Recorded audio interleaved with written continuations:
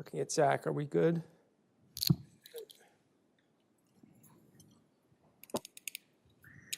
Great, fantastic. Well, welcome everyone here in Washington and everyone who's also watching online.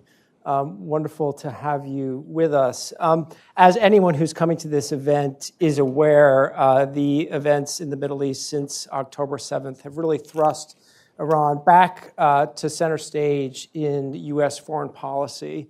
We're now in a gradual escalating conflict with Iran across the whole Middle East.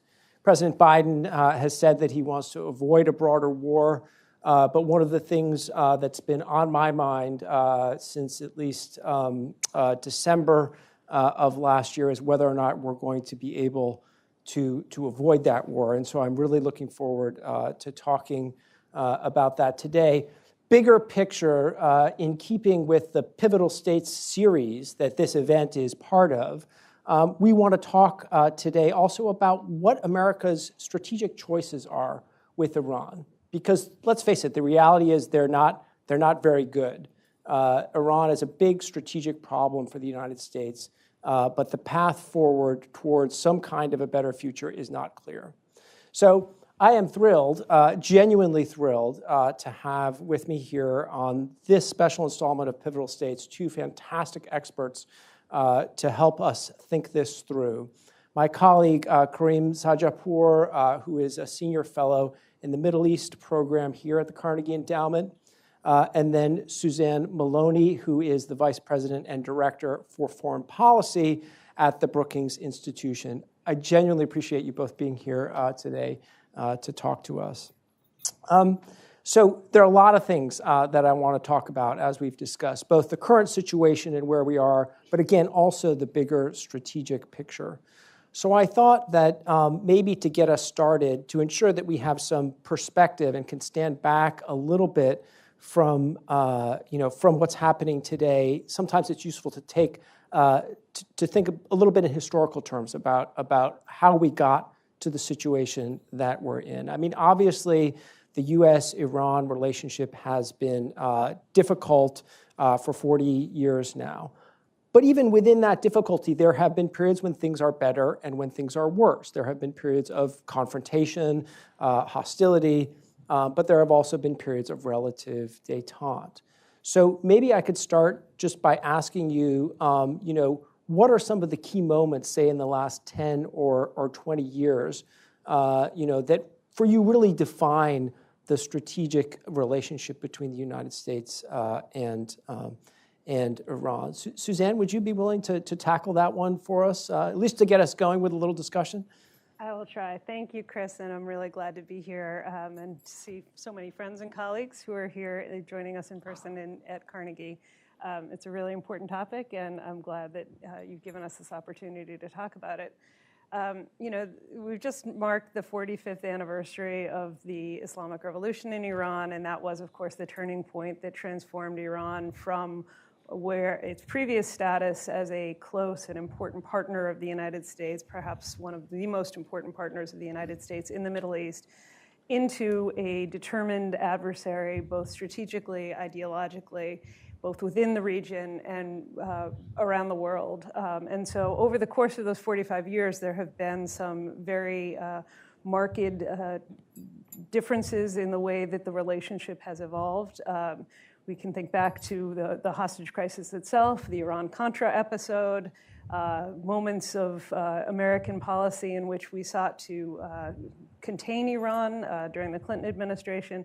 But I think when you gave us a slightly more bounded time frame of the past 20 years, and I think the two most important critical junctures in that relationship were the 2003 American invasion of Iraq and the 2015 nuclear deal, the Joint Comprehensive Plan of Action. The first was, I think, the point at which the U.S.-Iranian relationship transformed into very much an ongoing regional gray zone war, which began in Iraq and in many ways has expanded beyond that. And then the 2015 nuclear deal was a moment, I think, of great anticipation about a possible accommodation on one one of the key aspects of the Iranian threat and possible even turning point around a future better relationship. But of course, as we know, the decision by the Trump administration to leave the deal in 2018 has put us right back on the pathway to a much more contentious relationship. It's interesting, the three decisions that were made by the United States to invade Iraq, which turned the relationship much more towards confrontation and gray zone conflict, as you put it. The decision by the Obama administration to go forward with the Iran nuclear agreement, and then the decision by the Trump administration to withdraw, all have really changed that balance between confrontation and détente. I mean, Karim, what about you? Do you agree that those are the three main events, or those are the things that you would point to, or how would you characterize it? I would agree. Those would be my three as well. And instead of repeating essentially what Suzanne said, I'd say that, in my view, what's somewhat unique about Iran, there's probably no country in the world in which there's a greater gap, looking at it from the vantage point of the United States, in which there's a greater gap between it's important to U.S. national security and our level of expertise to deal with it. And that's by virtue of the fact that there haven't been any U.S.-Iran relations for the last 45 years. So there's a lot of U.S. officials who've visited China or visited Russia, maybe served in both countries. You don't have any American officials served in Iran since 1978, essentially 1979. And in my view, looking over the last 2 decades, Iran has had 2 leaders since 1979, right? Ayatollah Khomeini, who ruled from 79 to 89. And then since 1989 to the present, they've been ruled by Ayatollah Khamenei, who is arguably the longest-serving autocrat in the world. And there's been essentially 3 pillars to his worldview, certainly over the last 2 decades, 3 strategic pillars. Number 1 is to evict America from the Middle East. Number 2 is to replace Israel with Palestine. And number 3 is to help defeat the US-led world order.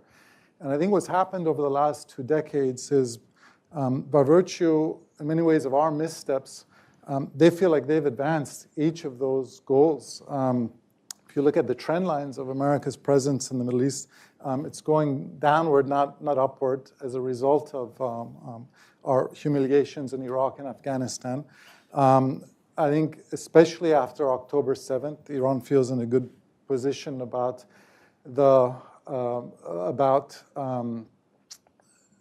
Israel having been delegitimized globally.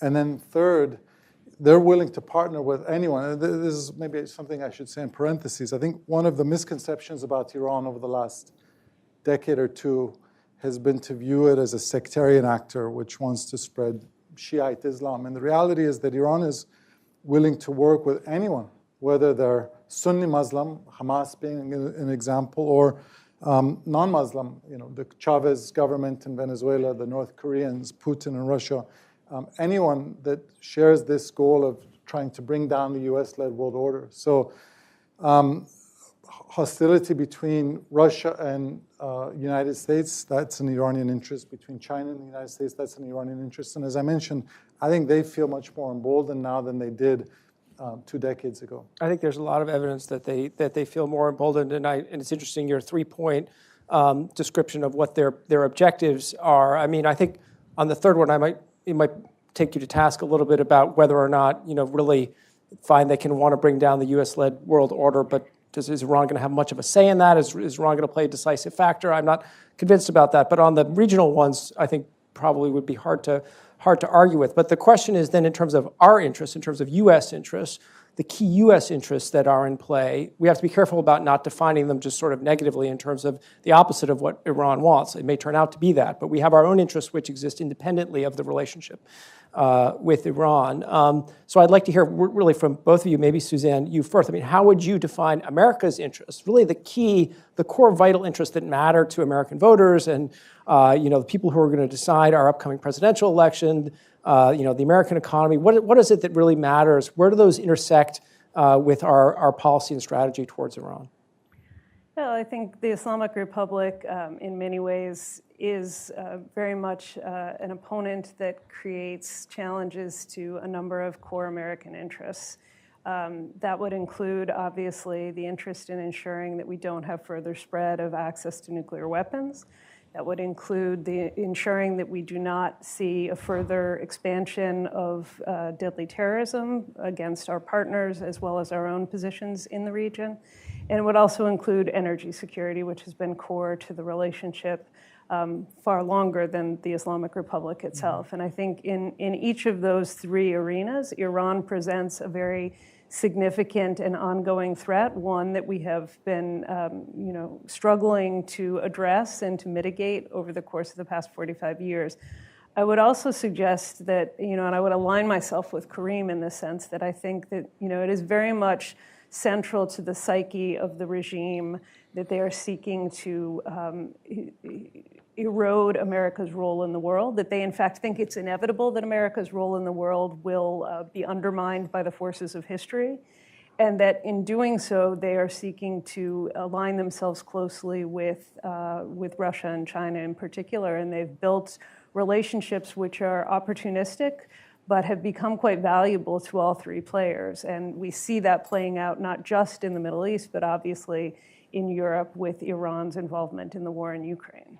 Yeah, and just to be clear, I want to talk more about Iran's relationship with Russia and China, because I think that is one thing that is new in the history that we were thinking about, the strength that brings to Iran, frankly, or the potential strength that it brings to Iran as an adversary. And I don't challenge your analysis of what Iran views as its objectives. What I'm saying about is from a U.S. perspective, how much of a difference it makes to the United States that Iran wants to challenge the United States globally. I'm less convinced that is as important as their regional ambitions. But Karim, how would you characterize America's interests? Where is the intersection? Are they the 3 points that Suzanne just laid out? Are there other ways? Is there another way to think about it? So look at the places that Iran is dominating these days. It's essentially 5 failed or failing states, right? Yemen, Syria, Lebanon, Iraq, or I'm missing Gaza and the Palestinian territories. You could expand that in some ways to Venezuela. I know many Venezuelans who would argue that absent Iranian support, the Maduro government may have fallen.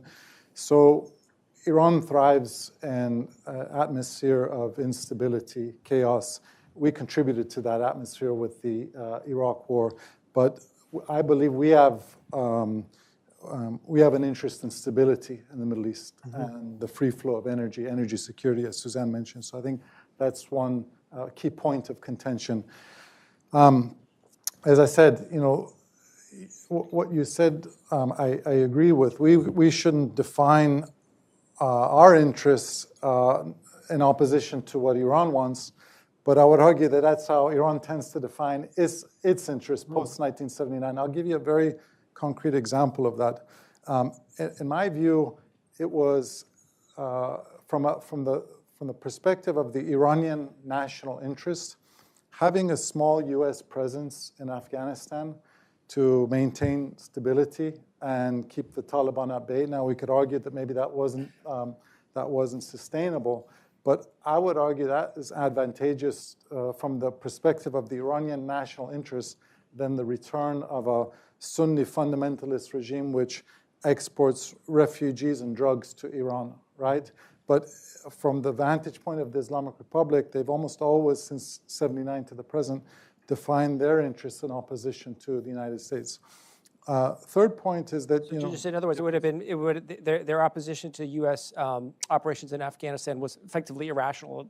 They were not fully getting the geopolitical. I don't want to use the word irrational. What I would say, and I don't want to take us off on a tangent, but what I would say is that I don't conflate the Islamic Republic's conduct and the Iranian national interest. Okay. I think these are 2 separate things. Let me give you actually just a 1-minute explanation of this in the form of an anecdote, which I've shared. Suzanne has heard me say this before years ago, that I was at a dinner party 20 years ago in D.C. at the home of Christopher Hitchens, the late British writer, and the actor Sean Penn happened to be there that evening.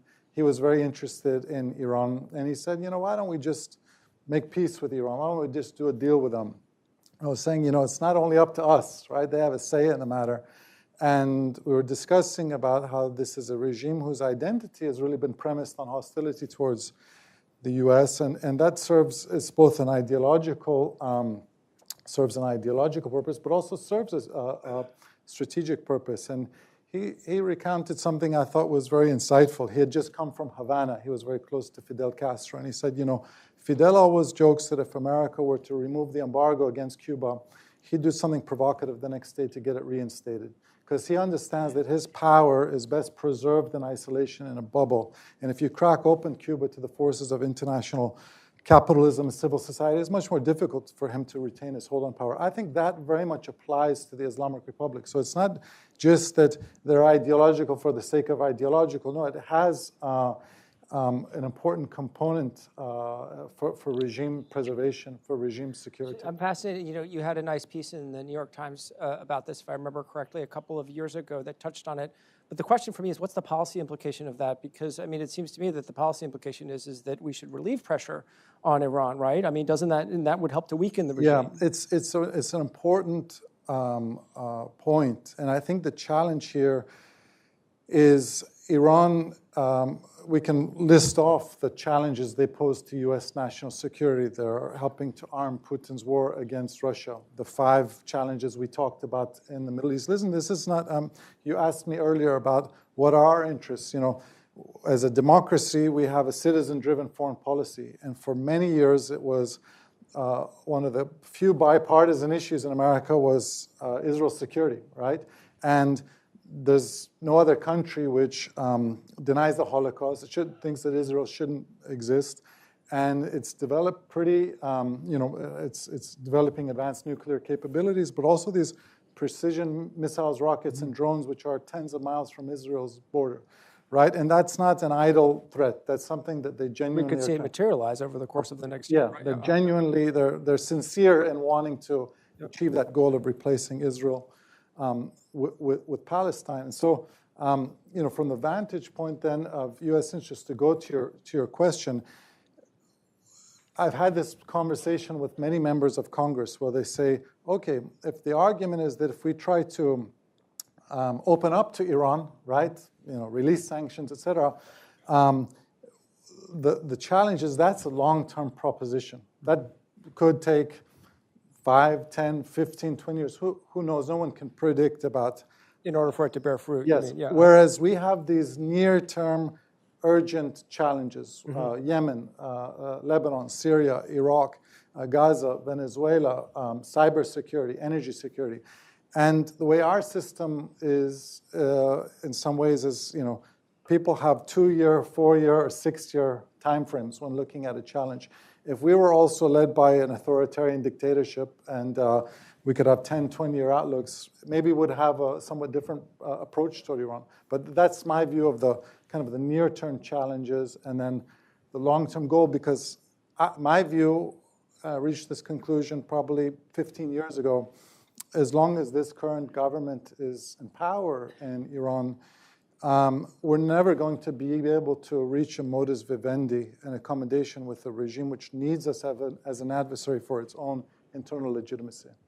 Suzanne, do you share the same view that the more pressure that the United States puts on Iran, at least it's a complicated equation, I understand, but that American pressure on Iran actually benefits the regime? I'm not sure if that was Karim's argument. Okay.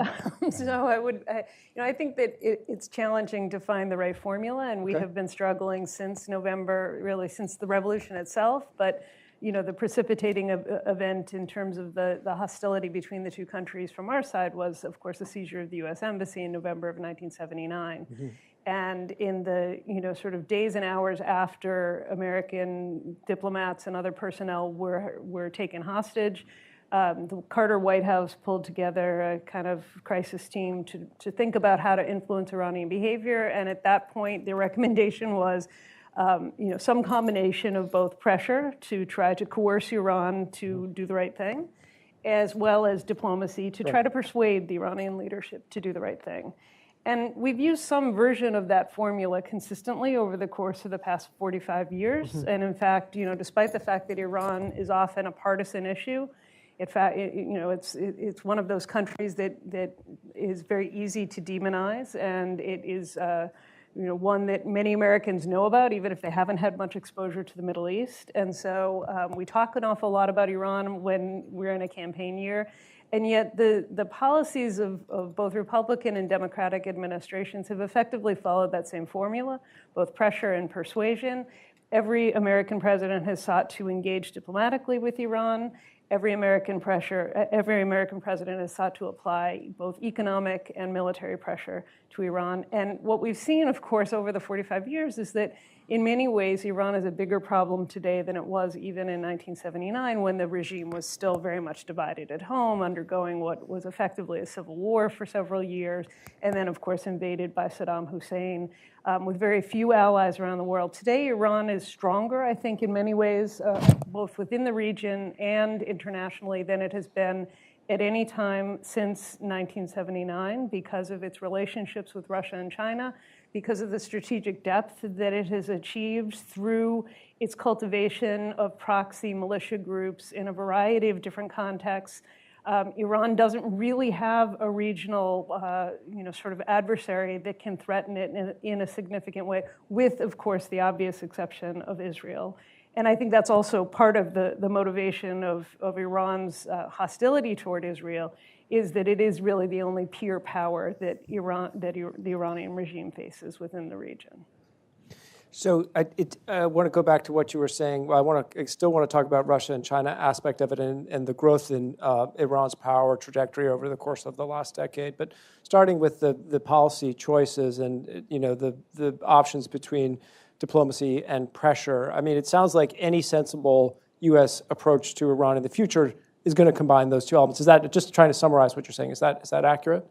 Yeah, I mean, obviously, I think that's the formula that we use in differing, sort of quantities and through different vectors with almost any state in the world. Right. We use diplomacy. We have diplomatic relations with every other country in the world. Iran is one of the few exceptions. And we also try to apply pressure where pressure is necessary and useful. I think the challenge with respect to the Islamic Republic is the partner on the other side. And I say this as someone who, I'm one of the rare beneficiaries of a moment of openness between the two countries. I was participating in, I think, what were the two, and perhaps the only two, government-to-government, formally sponsored exchange programs back in the 1990s. I got to study and travel around Iran. And I came away at that time with this sense that it was a country in the midst of transformative change as a result of the kind of post-revolutionary baby boom and the sense that so many within the regime had become disillusioned with their own creation. And I think there was a moment in the late 1990s where Iran might have gone in a different direction on another trajectory. We all had a great deal of hope, and it actually made itself present in American policy. And so the Clinton administration kind of inched away slightly from what had been a policy of dual containment and, in fact, tried to reach out to the Iranian leadership. It did not succeed, in part because, as Karim said, there is this existential need for this regime to continue its hostility to the United States. There is a deep conspiratorial paranoia. We have no doubt fueled that to some extent, but it is also inherent to the ideology of the regime. And so even at moments, and there have been many, where the United States has in fact sought to come to some kind of a modus vivendi, either on particular issues or even more broadly, we haven't been able to get traction with the Iranian leadership. And I would say, while we were responsible for the demise, and I think it is dead, of the JCPOA, the Iran nuclear deal, I think that from the Iranian perspective, that was never really seen as a wholesale accommodation to the United States. It was a strategic pause, or not even a pause. It was a strategic retrenchment on the nuclear issue, with the expectation that the program itself would live beyond the lifespan of the deal. Let's come to today now, okay? And I want to come back perhaps in a few minutes to these broader strategic questions. So, Karim, we are in a period of escalation and confrontation with Iran since October 7th. President says he wants to avoid further escalation. Iranians have said they want to avoid further escalation. Is it possible? And what will it take? I don't think the Iranians want to avoid further escalation. When people say Iran doesn't want conflict, I think that's right, that they don't want conflict on their own soil. But I think they're happy with conflict on the soil of others. And as I said, they've thrived in those environments. And this supreme leader, going back to Ayatollah Khamenei, he's only visited the U.S. once. I think in 1988, when he was president, he came for the UN General Assembly. And I'm not arguing that he knows the U.S. well, but one thing I've noticed about him is he's a very keen judge of U.S. resolve, keen assessor of U.S. resolve. And I think one of his big takeaways over the last 4 decades that he's been in power, is that if you hit America in America, meaning you come after the World Trade Center, America will come after you. If you hit Americans in America in the Middle East, it has the effect of souring public opinion in the United States. And people will ask the question, well, why are our Marines in Lebanon anyway? Why are our soldiers in Syria or Iraq anyway? And so I think that, as Hannah Arendt once said about revolutionaries, all revolutionaries become conservatives the day after the revolution, right? Because they have something to conserve. So my argument is not that this is a regime which is suicidal. It's not. It wants to stay in power. It has a lot to lose. But I don't think that they look at Joe Biden now and say, we're really worried that he's going to launch a full-scale invasion of Iran, an Iraq-style invasion. And I appreciate the dilemma that the Biden administration has, because I would say there's bipartisan opposition to America being entangled in more conflicts in the Middle East. The challenge is that when you're constantly signaling to an adversary, we don't want to escalate, we just want to de-escalate, we don't want to fight, that inadvertently can embolden them, because they will say, well, it's clear that this guy doesn't want to fight, and we can continue to push and poke and probe to test their resolve. So I think that's a genuine dilemma. And all of these things we've talked about today, I don't think these are easy. I think these are very difficult policy choices. I feel like because of the political polarization in the United States, I think both sides tend to minimize how difficult these choices are. Like if only the right will say, oh, if only we were tougher, we could get rid of this regime. The left will say, oh, if only we were nicer, we could reach détente. I don't think that's true on either end. But to de-escalate, so Biden is in this dilemma of he needs to deter Iran, right? And he wants to de-escalate. To de-escalate, you also have to deter, right? If you're not able to deter, then you're not de-escalating, because Iran will continue to escalate. So I think that how we reacted after they killed 3 U.S. soldiers seems to me they've gotten the message for now. And what I anticipate is that when we, again, get distracted by whether it's Ukraine or by China or by our own presidential elections, they will continue to do the same thing. And here it opens up the question of, to what extent are Iran's regional proxies beholden to Iran and take orders from Iran? And I don't want to get ahead of your questions, but I'd simply say that I think the lesson over the last 4 decades is that Iran doesn't micromanage its proxies, doesn't call up Hezbollah every day and tell them what to do, but it macromanages them, sets a strategic agenda for them. And I can't think of a single example of these proxies publicly criticizing Iran. And now they're far more beholden to Iran financially. And again, I think that they've been emboldened by what's happened after October 7th. So I just think that Iran is going to continue to challenge. Let me say one more thing, Chris, that I forgot in reaction to something Suzanne said. We've had several administrations come to power who said, listen, it is not in the U.S. interest to have an adversarial relationship with Iran. It's not. It's absolutely not in the U.S. interest to have an adversarial relationship with Iran. And Kissinger once said, he wrote this in his book, this is a verbatim quote from Kissinger, he said, there are few nations in the world with whom the United States has more common interests and less reason to quarrel than Iran. If you look at just the interests of both countries, we have a lot of overlapping interests. But again, we have a regime whose identity is premised not on the national interest, but on revolutionary ideology. And I remember in Obama's memoir, he talked about his efforts he wrote several letters to Iran's supreme leader, making it clear America had no interest in regime change. America wanted a better relationship with Iran.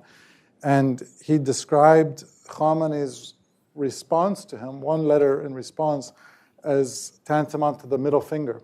So I believe it would be in our interest to have détente with Iran. I believe it would be in our interest to have world peace. It's just not that's easily achieved. That I think is you put your thing on it, which is it's not up to. No, I understand. Yeah, Suzanne, let me ask you about sort of coming in again to sort of where we are right now. Do you agree that de-escalation should be the objective? If not, what should be, or what's a realistic near-term objective for U.S. policy with Iran? Well, I think we have multiple objectives. We've been talking a lot about the kind of regional picture, but we still have Iran continuing to expand its nuclear activities and reducing its cooperation with the IAEA and concerns about where that program is going. But I think the main objective at this point is to develop some degree of capacity to constrain Iran on multiple fronts, to constrain its regional activities, to constrain its ability to repress its people, and to constrain its ability to continue to move slowly but steadily toward nuclear weapons capability. And it's difficult to do all those three things under the circumstances that we have today. Those circumstances are not just the horrific war in Gaza, but also the fact that we no longer have the kind of consensus of the great powers on Iran's status as a pariah, or at least an outlier from the norms and rules of the international system. That, frankly, has been more the norm than the exception since the Islamic Revolution. At every point in history, the United States, since 1979, has sought to constrain Iran and didn't often have much cooperation. But there was this kind of halcyon moment, and frankly, it took an enormous amount of diplomatic work from people who served in the Obama administration to try to bring about conditions in which there was a meaningful consensus among the great powers that was durable. The process of negotiating the Joint Comprehensive Plan of Action was a very long-term one. It was actually in some ways started by the Bush administration, carried on and implemented fully by the Obama administration. But it's the ability to work constructively, not just with our European partners, but with Russia and China, survived 2014, and the huge deterioration in U.S.-Russia relationship, because it was understood that no one wanted to see Iran get closer to the nuclear precipice. Unfortunately, because of the decisions by the Russian leadership to move in a very different direction, because of the growing hostility between the United States and China, there is far less consensus on the need to constrain Iran.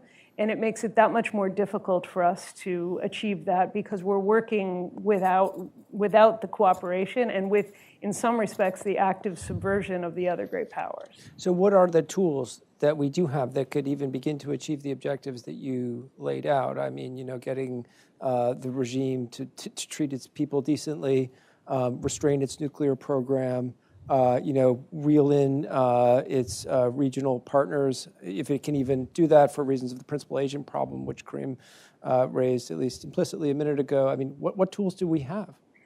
Well, we have a variety of tools, most of which we tools do that might use work. at different times. Tools that, look, this has been a 45-year problem. We are not going to solve it overnight, and we're not going to solve it in time for the November election. But I think that we have seen that we can, in fact, make progress, that we can, in fact, degrade the ability of Iran to sow chaos around the region. We've seen that just with the response to the deaths of the 3 service people in late January, that, in fact, we can actually strike back at both the Houthis and the other militias around the region in a way that will persuade them to think of their own viability, if not persuade Iran to constrain them itself. And so one of I think the challenges is that we have had with respect to Iran, we have a difficulty in focusing on the breadth of the issue, and particularly difficulty of doing that at a time where we're juggling 2 other major conflicts. I would also say that one of the lessons of both the JCPOA experience, but also the lesson of the Biden administration's approach to other great challenges, is that we do need allies and partners. And so we're not going to bring Russia and China on board with respect to Iran, but we could have been doing, over the course of the past 3 years, we could have been doing much more to build a small coalition of the willing, a phrase that should not be as problematic as it once was, a coalition of the willing that is prepared to demonstrate to the Iranians that there is international backbone with respect to both human rights abuses at home and, of course, with respect to the nuclear program.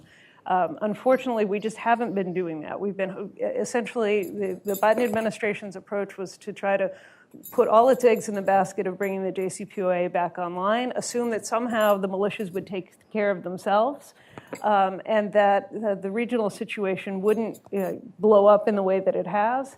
And once it became clear that there was no pathway to reviving the JCPOA, they opted for this kind of quiet agreement with the Iranians that was an agreement to de-escalate, a quiet agreement that is not written down anywhere, in which the other This is the agreement they were headed towards before October 7th, or was sort of about we've never seen the terms of this deal, but it's obvious that the Iranians either cannot or will not abide by it in the post-October 7th environment, which is why it wasn't a terribly good arrangement to begin with. I mean, what you say about bandwidth is really important. I mean, obviously, we're here talking about Iran, but we have a war in Europe. We have escalating tensions with China, other problems around the world. So, as a resource, just the bandwidth of our most senior leaders in the United States to deal with Iran is limited. Karim, you wanted to. Yeah, I would agree with everything Suzanne said, and I just share one thing, which is as Suzanne mentioned, this month marks 45 years of the Iranian Revolution. So we have a 45-year case study of dealing with this regime. And we can count on one hand, arguably 2 fingers, the number of times this regime has compromised over the last, agreed to major compromise over the last 4 decades. And JCPOA was the most recent one. And I think many people mislearned the lesson of why the JCPOA was able to happen. With all due respect, it wasn't the brilliant diplomacy of Federica Mogherini and John Kerry which brought about the JCPOA. There was 3 major factors in JCPOA, as Suzanne mentioned. It was significant, very significant multilateral pressure, and Bob Einhorn was one of the architects of the sanctions regime in the Obama administration is here today. It was significant multilateral pressure. As Suzanne mentioned, if the Iranians feel they have an out card in Beijing, Moscow, Brussels, elsewhere, they're very effective at exploiting those rifts. So significant multilateral pressure. Number 2, there was direct U.S. engagement. And number 3, the JCPOA was in pursuit of a concrete, limited outcome. It wasn't a maximalist policy of, quote unquote, eliminating Iran's nuclear program. It was a 5 out of 10 solution, and it was meant to be temporary, right? The hope was this buys us 10 years, 15 years, and then hopefully society starts to change, the politics of Iran starts to change. I don't think we've applied that formula. I don't think the Biden administration applied that formula to trying to renegotiate or revive JCPOA, and that formula has never been applied in the regional context. And yes, what Suzanne said is absolutely right, that 2024 is a very different world than 2015, right? Russia and China are much more in Iran's camp than they are our camp. But what I would say, and my friends who are China hands, would probably disagree with this, but I think despite all the sources of competition between America and China, it seems to me that America and China have much more in common when it comes to their interests in the Middle East than China and Russia do, right? Which is basically stability and the free flow of energy. The Middle East, which is the Wild West of constant disruptions of trade, constant disruptions, free flow of oil, constant violations of sovereignty of countries. I don't see that as a Chinese interest. That's really very interesting. So I want to remind our audience that's here at Carnegie that on your chair you should have a QR code. which will allow you to ask a question, because we're not going to pass a microphone around. Everyone is going to submit their questions online. So if you have a question, please submit it electronically, or potentially, if you don't have the means to submit it electronically, perhaps pass it to Beatrix, who is sitting right here, if you'd like to write one down, and she can try to submit it for you. This is a special installment of Pivotal States. I'm Chris Chivvis, and we're here talking with my colleague Karim Sadjadpour and Suzanne Maloney from the Brookings Institution about Iran. I want to, before we turn to the questions, I want to look forward. And a lot of, some of what you said obviously sets us up very well to think about what the realistic strategic options are for the United States. I mean, as you've both, I think, said implicitly, if not explicitly, we're not returning to negotiation, anytime certainly this year. The earliest you could imagine that in any serious form would be a year from now, and that may even be difficult, if only for our domestic political reasons, not to mention, obviously, on the Iranian side. But if we look out 3 or 5 years down the road, we're probably looking at different degrees of confrontation and pushback or negotiation. I mean, it's not a binary choice, right? As Suzanne said, there's going to be a mix in any sensible policy. So my concern is how do we get the investment of U.S. resources right so that it's commensurate with what our underlying vital interests are, in light of the fact that we do have these other challenges elsewhere in the world, in Europe, in Asia.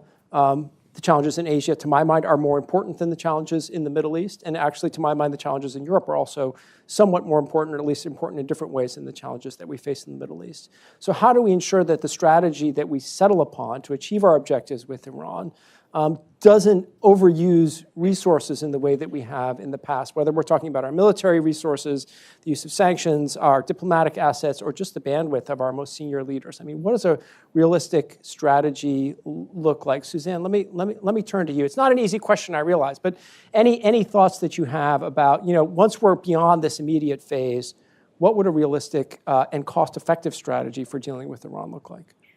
Well, let me just caveat to say that I don't think it's either appropriate or viable to disaggregate these regions as though one could focus only on one and simply disregard the others. Well, you can't, not entirely, but there are trade-offs to be made. The trade-offs are real. There are trade-offs to be made, but we're also the United States. The idea that we can't somehow figure out how to produce enough weaponry and get enough aid to the Ukrainians to ensure that they can survive as a nation, that we, at the same time that we are mobilizing to manage a very, and I agree with you, a paramount challenge from China, that we cannot do that while we still think about the threat of a potentially nuclear-armed, terrorist-supporting actor in the Middle East that has a stranglehold on the export of the commodity that is still vital to the functioning of the international economy.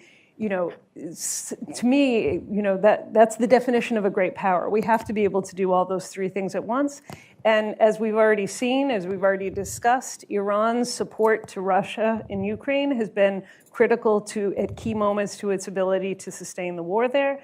And by contrast, similarly, the Chinese willingness to import large volumes of Iranian oil, despite at least nominally in place U.S. sanctions on that oil, is what is preserving the Iranian regime. And so the cooperation between these three actors means that we can't simply think about Russia and China without thinking about Iran at the same time.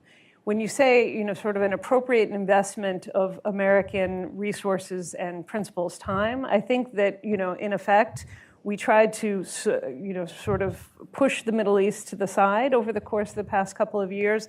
The presumption was, with a kind of quiet arrangement with Iran and with this big, bold normalization bid between Israel and Saudi Arabia, that the region would be able to take care of itself.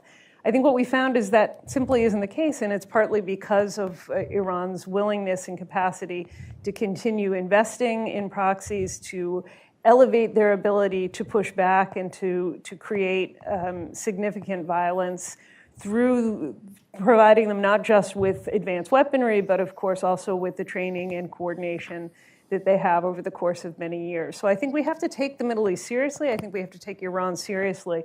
That doesn't mean that we need to, revert to a position of the early Bush administration of hundreds of thousands of American troops in the region. But it does mean that we have to have military assets positioned there. It does mean that we have to see senior American officials making a serious effort to think about what does a post-JCPOA world look like and how do we deal with that.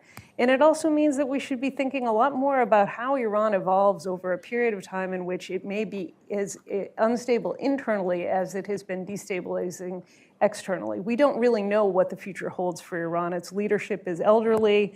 The regime has lost most of its legitimacy with its own people. We actually have some questions that I want to get to about this. A bunch of people are asking questions along those lines. Yeah. So I think those are the things that I would say we have to prioritize. We have to prioritize an effort to think through how we constrain Iran's nuclear development without relying on the JCPOA. It is no longer a useful tool. We have to actually begin to degrade and to disrupt the relationships that Iran has with the proxy militias around the region. Again, that doesn't require massive amounts of American materiel in the region. And we have to be thinking about the future of Iran in a way that positions us to both support, assist, and then benefit from what inevitably will be some kind of an evolution in the regime. Karim? I mean, I think it frankly starts with understanding the nature of the regime, which I don't think that by virtue of the 45-year estrangement we've had with Iran, that we've had as a country. And there's what's that expression? Doing the Washington read. You read memoirs and look for your own name in the next. I do the Iran read, which is when former officials have left government and written their memoirs. I'm always curious when they write about their experiences on Iran. And I find that very few of them, when they write about Iran, and I'm talking at the most senior level, former Pentagon chiefs or CIA directors, understand the nature of the regime. And for me, the template that I think about is, it's not, many have argued that it's like 1970s China. And if only we Americans make a bold gesture, Nixon to China, we can have rapprochement. I think we can throw that out. The second is, what you oftentimes hear from people like Bibi Netanyahu. No, this regime is like Nazi Germany. It can't be contained and it requires preemptive military action. I think we can also throw out that analogy. We know that this is a regime which is homicidal, but ultimately it's not suicidal, it wants to stay in power.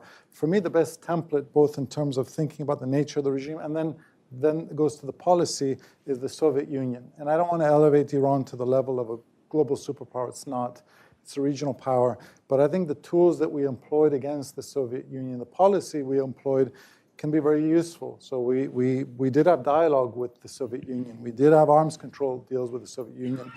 We weren't afraid to support the forces of change within Russia, within the Soviet Union. We weren't afraid to call them an evil empire. And we really made an effort to fund media, other things. We really made an effort to strengthen our allies against the Soviet Union. Now, this is a little more challenging now because many of the allies we supported against the Soviet Union in Europe were certainly more democratic than our partners are in the Middle East. So this creates some challenges. And I'll end here, Chris. I think there's almost no government in the world that has a greater gap between the aspirations of its regime and the aspirations of its society than Iran. You have a regime which aspires to be like North Korea and a society that aspires to be like South Korea. And as I said, even if we don't talk about a transition from the status quo government to democratic government, even a transition from the current Iran to an Iranian government that is a little more representative and pursues the national interests of Iran, not the ideological interests of the Islamic Republic, that, in my view, would be a geopolitical game changer for the United States, because much of what Iran does now doesn't make sense in the context of its own national interest being defined as that which advances the prosperity and security of its people. Do we have a bunch of questions on this question of transition in Iran? And so again, if we try to look out, 5 or 10 years from now, both of you have put pretty heavy emphasis on the nature of the regime as a core problem in America's relationship with Iran, which obviously it's very central to the story. I mean, we have a question here about, pointing out that the Ayatollah is 84 years old, has not designated a successor. What would happen if there were a power vacuum? I think we have another question here sort of asking about, what are the different types of Iran that might emerge from an uneven transition of power? I mean, because we don't necessarily get a more democratic or moderate Iran, right? I mean, you could also have a military dictatorship. I mean, there are different possibilities out there. I mean, Suzanne, how should we be thinking about that?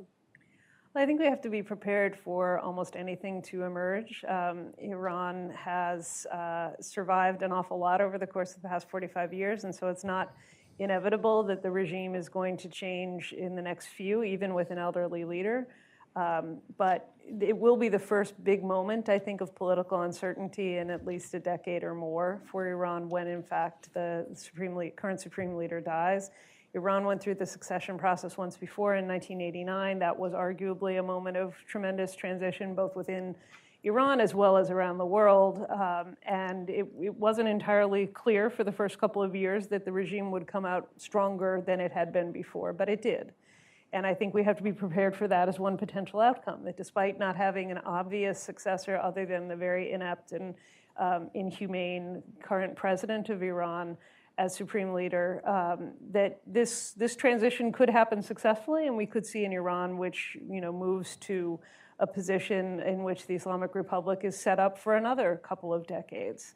I think there's also a lot of expectation, however, that there are those within the military who might have less loyalty to the specific institution of the supreme leader and might be willing to transition to something that actually provided more economic opportunities for Iran.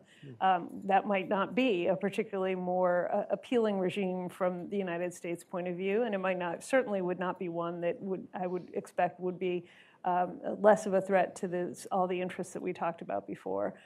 I do continue to believe that there is a future for a democratic Iran that is more viable and more realistic than one might presume, given the nature of the regime, which we spent a lot of time talking about, despite the fact that the elections that Iran has are stage managed and rigged in every way.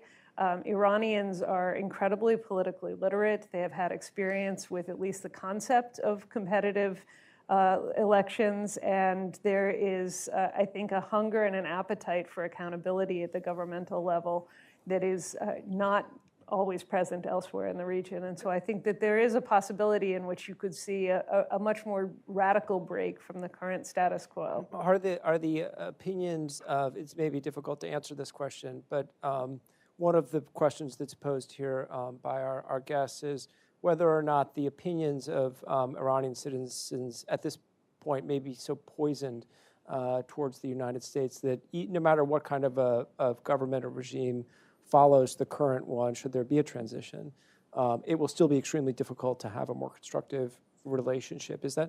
Suzanne, is that your sense? I mean, or could we get there? I mean, because you worry about a lot of the tools that are needed in order to contain, deter Iran, are ones which are frankly going to make the United States, if they have not already, extremely unpopular in Iran. Well, I think that's always been the case, and I've always found that Iranians can kind of walk and chew gum at the same time. They can resent bitterly their own leadership, and they can dislike the American policies that have an impact on their daily life, and that has been true for at least 25, 30 years. Iranians have felt the impact of sanctions. Obviously, it's much more significant today than it was in decades past in terms of the broader impact on the economy, as well as the individual opportunities that it might forestall for the population. But I think many also recognize that their government has something to do with that. And the fact that it is their government which makes it impossible for them to live a normal life in their own country. I mean, the extent to which sort of so many aspects of what would be considered normal life anywhere else in the world are criminalized in Iran, especially for women. And so many opportunities are not available to Iranians because its government has essentially, created this rupture with the broader international community. And so, I'm sure that in Iran, as in many other countries, there is plenty to criticize about U.S. policy. But I think that a truly representative government of Iranians would seek a better relationship with the world, with its neighbors, and with the United States. Mm-hmm. Karim, what about you? Yeah, I agree with that. You don't have to be either a country that your official slogan is death to America, and then there's in between that and being a U.S. client state, there's a lot. And Vietnam is counter to the example, which the question implied, which is, the Vietnamese have plenty of reason to be hostile towards the United States, and, the Vietnam-U.S. relationship is very strong now. The scenario that I think about in terms of Iran's future in the next decade or two, 3 decades, and I premise this by saying that I've learned over the years never to conflate my hopes and analysis. So I like to tell you that Iran is going to become like Denmark. But the scenario I worry about is very similar to what happened in post-Soviet Russia. So I really believe that this is a regime which they cannot afford to change its, it cannot afford to reform. As Tocqueville, Machiavelli, other political philosophers have said, the most dangerous moment for any bad government is when it tries to reform itself. Khamenei paid very close attention to the collapse of the Soviet Union. And like Putin, he believes that it was Gorbachev's attempts to reform the Soviet Union which expedited its collapse. So I believe this is a regime that's not capable of reform. And so what that means is eventually it's going to implode under the weight of its own malaise. As Suzanne mentioned, this is a economically failing, politically and socially authoritarian state. There's very few states like that in the world. So what eventually happens is that the regime implodes like the Soviet Union did. Could be a while for that to happen. And then implied in the question is that you have a power vacuum, just as there was in post-Soviet Russia. And you see the emergence of these resource oligarchs, like you did in Russia. All of a sudden, people are, take a hold of the country's resources, have, hundreds of millions of dollars. There's chaos. There's perhaps crime, lawlessness, and that creates the fertile ground for the return of a strongman. And in Russia's case, it was Vladimir Putin, someone from the Ancien regime, from the KGB, who came in, kind of slapped around the oligarchs, took power again, and he essentially replaced communism with grievance-driven Russian nationalism. I think that scenario is plausible in Iran, but I don't necessarily think it has an individual, the kind of Iran's next strongman who, just as Putin came from the KGB, you'd probably, if you're a betting person, you'd say probably as someone who comes from the security forces or Revolutionary Guards. But in the case of Russia and China, these countries are always going to have competitive relationship with the United States. They see themselves as great powers in competition with the United States. I don't think it's a foregone conclusion that even if you had another Iranian strongman in a post-Islamic Republic, the winning ideology for them would be death to America and hostility towards the United States. You could also see a scenario whereby they would try to be like what Sisi is in Egypt, or Mohammed bin Salman, or an Erdogan, which is kind of somewhere in between those two. So, but just to kind of second Suzanne's point, at the end of the day, people are not stupid in Iran. And so just because they may be upset with certain elements of U.S. foreign policy, that doesn't mean that they've seen over the last 45 years how death to America has been a very losing ideology for them in terms of their own economic and security interests. So ideally, I think people want to be sovereign, and they want a government which is going to be a little more representative of what they're trying to achieve. We haven't talked that much about the nuclear file, which is obviously for many years central to JCPOA and to U.S.-Iran relationship, and remains hugely important today. How should we be thinking about Iran's intentions when it comes to their nuclear weapons? are they going to be, this is a question that's coming from our guests here, will they be satisfied to have a threshold nuclear weapons capability, or will they go so far as to build actually to construct a nuclear weapon? And obviously we can't predict the future, but the question is, what are the different factors that would shape that choice for them in terms of because it's something that could happen really more or less at any time. But right now there's things that are holding them back, it would seem. But how could that change, and what shapes their thinking? Suzanne, do you want to give that a shot? I think the presumption has always been that Iran would be loath to go public with its, sort of nuclear ambitions in the sense of testing or leaving the NPT without a provocation. I would assume that logic still holds, but there is also the question of how a country that is as advanced as Iran is, that has as much capability in terms of achieving and acquiring materials on the black market as Iran it has done over the course of the past several decades, has invested in this program heavily and yet still hasn't quite reached the threshold. And so there is some degree of restraint that I think has been applied. It is, I think, with a sense of determination to at least achieve threshold capability, but I don't see evidence that there is a consensus among the leadership that Iran wants to become the next India or Pakistan and go public with a nuclear capability. I agree with that. I've long thought that their goal is the Japan model, to be a screwdriver, turn away, but not to actually turn that screw like North Korea, Pakistan, India. And I would add two additional reasons why it would make sense if you're Khamenei to kind of continue to take this very deliberate approach. Number one is that what's advanced their regional power is not their nuclear program. It's been their missiles, drones, and rockets, which are increasingly precision in nature. I remember a senior Gulf official said to me, we're not worried that Iran is going to drop a nuke on us. We're worried about these weapons that they're using on a daily basis. And virtually all of our penalties, our censures of Iran have their nuclear program. In some ways, it's been a red herring because they've done all this other stuff, which has really advanced their regional power. But none of our sanctions and economic penalties are tied to those. And they're exporting that technology Absolutely. too. I mean, not just to Russia, as we've talked about, but I mean, it's not just technology. They're actually exporting the drones to Russia, Absolutely. missiles, and also supposedly exporting technology to North Korea. That's right.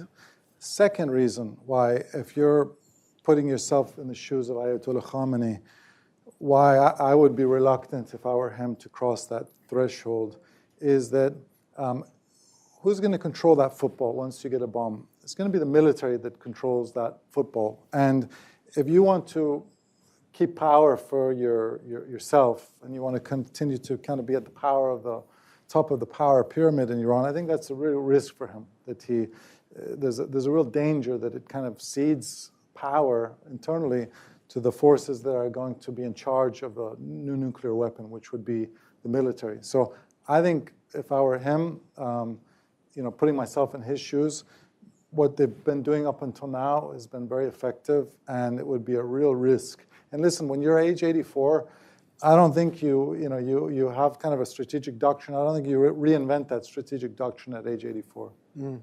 We have a couple of questions here, actually sort of turning to Washington's discussion and the options for, the administration that will be in place a year from now. Obviously, we're going to have it's looking increasingly like there are two very different choices, at least when it comes to Iran and U.S. domestic politics. So let me ask you, do you have any thoughts about, what a Trump administration might do on Iran from the beginning of its time in office and how that would affect the strategic relationship as opposed to what a Biden administration might do? Would we expect just continuity from a Biden administration, or might we see, some kind of a new initiative perhaps to move even towards some kind of a new major deal with Iran over the course of a second term? How should we be thinking about the future of U.S. policy toward Iran? Suzanne, do you have thoughts about that? I know it's hard to make predictions, but Yeah, That's what you're here I will for. not try to make any predictions because I think, especially this year, to see into 2025 is. But there's stark differences between what we would expect. There are stark differences, yeah. and I think 2025 is the year. I don't think that there's a lot of either principal bandwidth or kind of diplomatic fertile ground for doing anything in this year on Iran. And I think, for the Biden administration, the entire premise of the de-escalation agreement with the Iranians was that it would buy space and time to potentially get to that second term in which the president might have a little bit more leeway to pursue something more ambitious diplomatically. I think the challenge with that, if it remains, if it has survived the explosion of October 7th, is that the Iranians, I think, have never reciprocated. I mean, they haven't actually. There may have been some meetings with the UN ambassador, but even since the decision by the United States to walk away from the nuclear deal, the Iranians won't engage directly with us diplomatically, and so. We've experienced that before, but it makes it very difficult even for a president who's determined to try to get to some kind of a different relationship with the Iranians to do much of anything, because if you're having to go through interlocutors, it's just much more time consuming. Can we maybe flesh out briefly what that alternative deal would look like? And I understand that you're skeptical about it and that it would be hard to come to, but some people talk about it in terms of a grand bargain. I mean, what would it actually involve in its essence?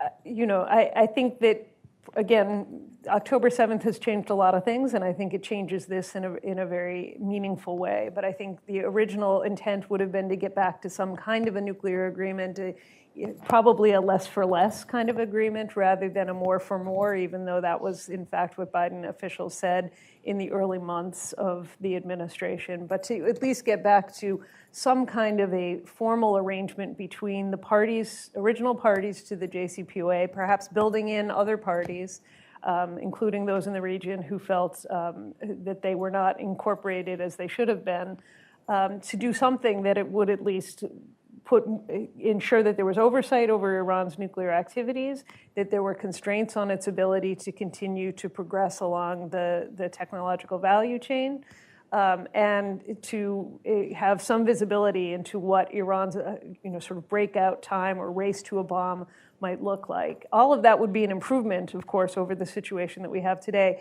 I do think negotiating a purely nuclear agreement with Iran at a time where there is such chaotic violence across the region to which Iran is very much an author, it would be far more challenging politically and diplomatically than it would have been without the war in Gaza, without October 7th. So I think that's that would have been the Biden second-term plan, okay. And I don't quite know how it operates in the world that we're in today, because either we have to find some diplomatic means of constraining Iran around the region, its ability and its intent with its various proxy militias, or we have to, be taking much more aggressive action to degrade their capabilities. Because I just don't think it's politically tenable to have a nuclear arrangement with Iran, which provides some economic relief to Iran, at the same time that you have the Houthis trying to shut down the Red Sea to maritime traffic that is American or Israeli. You asked about a Trump administration. I think that's also difficult to predict. What we know about Trump is that he always did really want to deal with the Iranians and with other parties as well, despite the fact that he obviously was the American president who brought us to this current situation of a non-viable nuclear arrangement with the Iranians. It's not clear to me he would be more inclined toward military action. He has campaigned for years on opposition to U.S. military action in the Middle East. He did take very decisive action with respect to the assassination of Qasem Soleimani, the head of the Quds Force, in January of 2020. But beyond that, his administration was not especially aggressive, either with respect to Iran or even in responding to Iranian attacks on some of our partners in the region. So My guess is that a second Trump administration would be more difficult to predict. It would be more chaotic, but ultimately the president himself in that set of circumstances would still be sort of tweeting and toying with the idea of some kind of a deal with Iran that would probably not be viable. Mm-hmm. Very interesting. Karim, what about you? What do you think are the two big futures that we could be living in a year from now? So it's not well known, but it has been reported that Trump tried on 12 occasions to meet with President Rouhani when he was president. He essentially wanted the same kind of summit he had with Kim Jong-un in Singapore. He wanted kind of that equivalent summit with the Iranians, I suspect, in Dubai. And I think if I had to make a prediction, I think his instincts are, as Suzanne said, he wants to do a deal. He wants to reduce our presence in the region, in the Middle East. And I think he'll attempt to do that. And as long as this supreme leader is around, there's no way they're going to do a deal with the American president who assassinated Qasem Soleimani. I think that that's a very low likelihood. So he'll start off with engagement.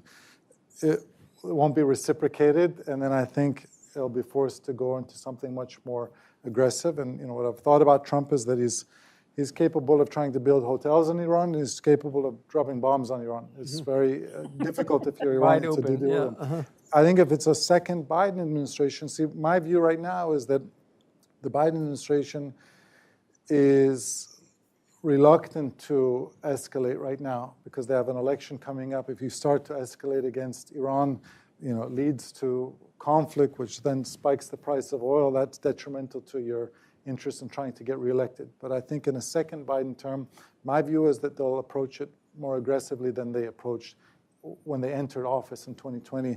And as Suzanne said, it's going to have to, it's no longer in 2020, it was just about reviving the JCPOA. Now you can't just do that. It needs to be a more expansive Iranian policy, which essentially, Suzanne has said, it contains and constrains their regional conduct, their nuclear conduct. And my hope would be that we think a little more creatively about the prospect of advancing political change in Iran, because as long as this current set of actors is in power in Iran, we're simply going to continue to respond to these symptoms of Iran's ideology, both in the nuclear and regional context. An extremely complicated set of issues, which is not unusual for our conversations here at Carnegie, I know also at Brookings. The gap between where we would like to be, I think, in this relationship and where we are is very clear, as well as the obstacles that lie between where we are now and where we might hope to be. But this has been extremely educational for me, I hope for everyone else. So thank you so much, Suzanne, Karim, for doing this for us and for Pivotal States. Thank you. Thank you all.